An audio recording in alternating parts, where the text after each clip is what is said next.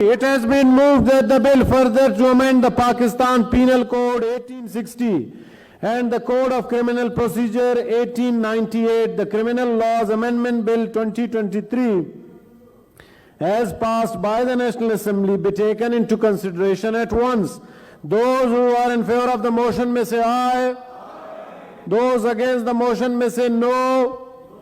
I think the ayes have it, the motion is adopted. Second reading of the bill, clauses 2 and 3.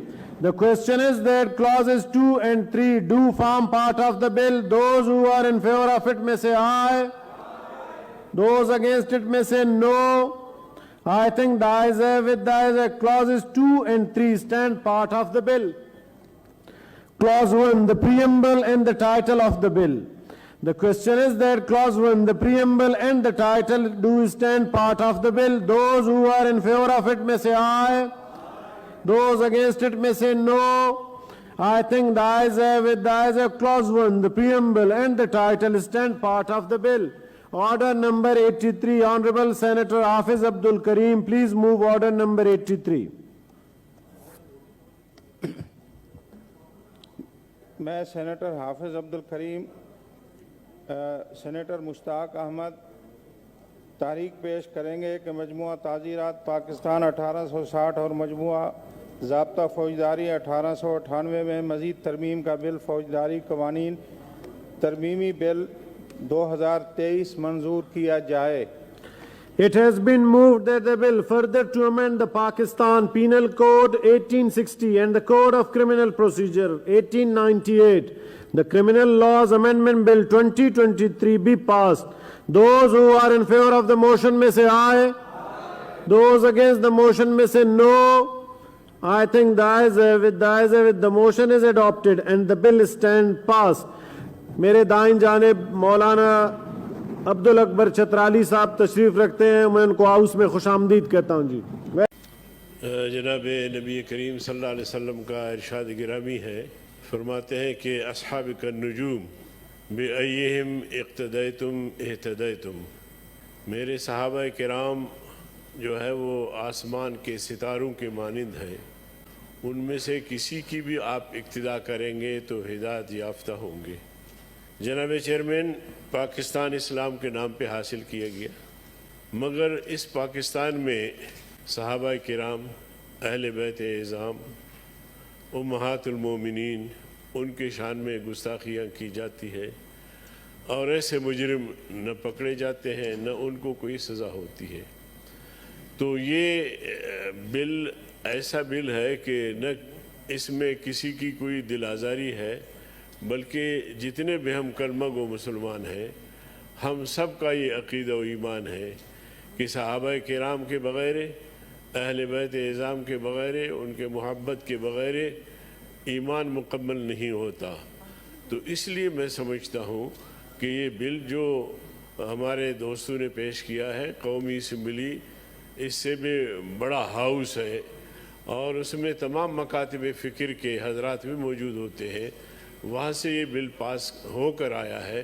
تو آج میں سمجھتا ہوں کہ اس ہاؤس سے بھی متفقہ طور پر یہ پیغام جائے، پوری دنیا کو جائے کہ پاکستان اور پاکستان کے ادارے اسلام کے بارے میں، پیغمبر کریم صلی اللہ علیہ وسلم کی ذات اقدس کے بارے میں، صحابہ کرام اور اہل بیت اعظام اور امہات المؤمنین کے بارے میں قانون وضع کر کے دنیا کو یہ بتایا کہ یہ ہمارے برگزیدہ ہستیاں ہیں، ان کی شان میں کوئی گستاخی نہیں کر سکتا، اور اگر کرے گا تو سزا کا مستحق ہوگا. بہت شکریہ. اللہم صلی علی محمد وعلی ضرور محمد کما صلیت علی ابراہیم وعلی آل ابراہیم انک حمید مجید. نحمدہ ونصلی علی رسولہ الکریم. اما بعد فاعوذ باللہ من الشیطان الرجیم. بسم اللہ الرحمن الرحیم. رضی اللہ عنہم ورضوا عنہ وأعد لهم جنات تجری تحتها الانہار خالدین فیہا ابدا ذلك هو الفوز العظیم.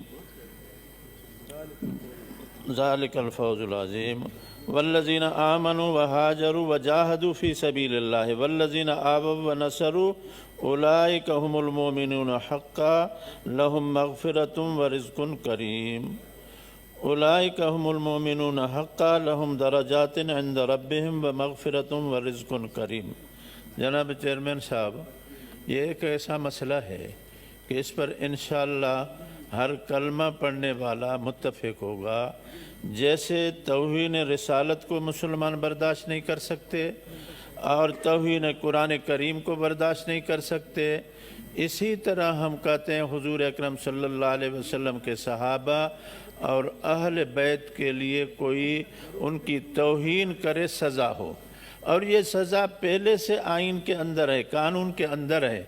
اب یہ جو بل آیا ہے اس میں اتنا ہے کہ وہ کم ہے، ایک آدمی کی دوسرے کسی کی سزا کے لیے آئین کے اندر اب زیادہ ہے۔ وہ پرانا قانون ہے جس میں صحابہ کے متعلق توہین کرنے والے کی سزا کم ہے، اس کو زیادہ کیا گیا ہے۔ اور صحابہ کرام جن کی وجہ سے ہمیں دین پہنچا ہے، اسلام ہمیں نصیب ہوا ہے، اللہ تعالیٰ ان کو فرماتے ہیں اولئک هم المؤمنون حقا۔ یہ حضور اکرم صلی اللہ علیہ وسلم کے صحابہ پکے مومن ہیں، رضی اللہ عنہم ورضوا عنہ، اللہ پاک بھی ان سے راضی ہیں، یہ بھی اللہ سے راضی ہیں۔ اب وہ کون سا بدبخت ہوگا کہ جن سے اللہ راضی ہے اور ہم کہیں نہیں ان کو برا کہیں؟ یہ دین اسلام کی ایک توہین ہے۔ جتنے بھی بیٹھے ہوئے ہیں حضرات، یقین کریں کہ ہمیں جو دین پہنچا ہے اور حضور اکرم صلی اللہ علیہ وسلم نے کے ساتھ انہوں نے صحابہ نے ہمیں دین پہنچایا ہے، ان کے متعلق کیوں ایسی باتیں ہو، ان کے شان میں میڈیا پہ یا کہیں گستاخی ہو؟ آل رسول حضور اکرم صلی اللہ علیہ وسلم نے فرمایا فاطمہ تو بضعۃ منی، فاطمہ میرے بدن کا ٹکڑا ہے۔ حضور اکرم صلی اللہ علیہ وسلم نے فرمایا الحسن والحسین سیدہ شباب اہل الجنہ، حسن اور حسین جنت کے نوجوانوں کے بڑے ہیں۔ اور فرمایا کہ میری امت کے اندر سب میری امت میں زیادہ رحم والا ابو بکر صدیق ہے، اشدہم فی امر اللہ عمر، اور پاک دامنی کے اندر حضرت عثمان کا درجہ ہے، وَأَقْضَاهُمْ عَلِيٌّ، فیصلوں کے اندر جو حضرت علی کا مقام ہے وہ بلند ہے۔ اس بل کے اندر انہی کے متعلق ہم کہتے ہیں کہ ابو بکر صدیق کے حقوق محفوظ ہوں، عمر فاروق رضی اللہ عنہ، حضرت عثمان غنی رضی اللہ تعالیٰ عنہ، حضرت علی رضی اللہ عنہ، حسنین جن کو حضور اکرم صلی اللہ علیہ وسلم کندھے پر پھراتے تھے، ہم کہتے ہیں ان کے حقوق محفوظ ہوں۔ اب اس میں ہم اس کو مؤخر کیوں کریں؟ آخر اللہ کے سامنے جانا ہے، اللہ کے سامنے جواب دینا ہے۔ خدا کی میں آپ کو بتاتا ہوں، المرء مع من احب، میدان محشر میں آپ کو جس سے محبت ہوگی اللہ اس کے ساتھ اٹھائے گا۔ تو ہم ادھر کیا منہ دکھائیں گے کہ یہ بل آیا تھا اور ہم نے ٹال مٹول کیا، آج کرتے ہیں، کل کرتے ہیں، پرسوں کرتے ہیں، کیوں ایسا کرتے ہیں؟ نہیں، یہ ہمارا بے جھجک یہ ایمان ہے، اور اب اس کو آپ پاس کریں۔ یہ زمین قیامت کے دن آپ کے لیے بہت مہربانی یوم تشہد، یہ یوم اذن تحدث اخبارہا، زمین اپنی خبریں دے گی۔ بہت مہربانی سینٹ والو، یہ حضرات میری بات سنو، آج آپ نے بل کو ابھی قبول کیا، یہ انشاءاللہ زمین یہی گواہی دے گی میدان محشر میں کہ ان مردوں نے، ان محترمات نے اس بل کو لانے کے ساتھ ہی منظور کیا۔ اے اللہ، یہ بات میں نے قرآن کی ان کو سنا دی، یوم اذن تحدث اخبارہا۔ آگے آپ حضرات سے ہے کوئی اس پر آنریبل سینیٹر جناب پیر صابر شاہ صاحب، سر بس تشریف رکھیں۔